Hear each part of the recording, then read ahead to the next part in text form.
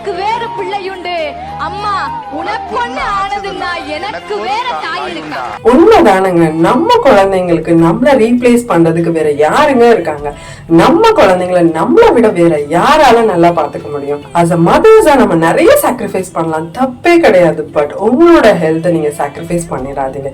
நீங்க எந்த அளவுக்கு பிசிக்கலி மென்டலி நீங்க ஹெல்தியா இருக்கீங்களோ அந்த அளவுக்கு உங்க குழந்தைங்களும் உங்க ஃபேமிலியும் ஹெல்தியா இருப்பாங்க. நல்ல ஹெல்தியா சாப்பிடுங்க, நிறைய தண்ணி குடிங்க, உங்களுக்கு தேவையான நேரத்துல உங்களுக்கு தேவையான ரெஸ்ட்டை எடுங்க. அதுக்கு நீங்க எந்த கில்ட்டும் எடுத்துக்க கூடாது. நம்ம மன கஷ்டத்தோட கவலையா இருந்தோம் அப்படின்னா அது கண்டிப்பா நம்ம குழந்தைங்களையும் ஃபேமிலியும் அஃபெக்ட் பண்ணும். அதுக்கு நீங்க உங்களுக்கு தேவையான மீ டைம் எடுத்துக்கோங்க. உங்க மனசுக்கு என்ன பிடிக்குதோ அதை நீங்க செய்யுங்க. அது மூலியமா உங்களோட எனர்ஜி லெவல் இன்க்ரீஸ் ஆகும்போது அது கண்டிப்பா உங்களோட ஃபேமிலி அண்ட் குழந்தைங்களுக்கும் பாஸ் அவுட் ஆகும். அவங்களும் எனர்ஜெட்டிக்கா ஃபீல் பண்ணுவாங்க. அத மதர்ஸா நம்மள எப்படி செல்ஃப் கேரை டேக் கேர் பண்ணிக்கிறதுக்கு நான் ஒரு வீடியோ போட்டிருக்கேன். அந்த லிங்கை யூஸ் பண்ணி அஸ் அ மதர்ஸா நம்மள செல்ஃப் கேரை டேக் கேர் பண்ணிக்கிறது எந்த அளவுக்கு முக்கியம், அது நம்ம ஃபேமிலி அண்ட் குழந்தைங்களுக்கு எந்த அளவுக்கு இம்பார்ட்டன்ட்ன்றதை தெரிஞ்சுக்கோங்க. நம்ம குழந்தைங்களுக்கு நம்ம எல்லாமே பெர்ஃபெக்டா செய்யணும்ன்றது கிடையாது.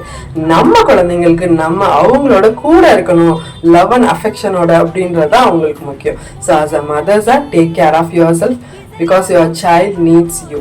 நீங்க உங்களை டேக் கேர் பண்ணிக்கிறீங்களான்றதை கமெண்ட் பண்ணுங்க. Share to the parents who need to see this.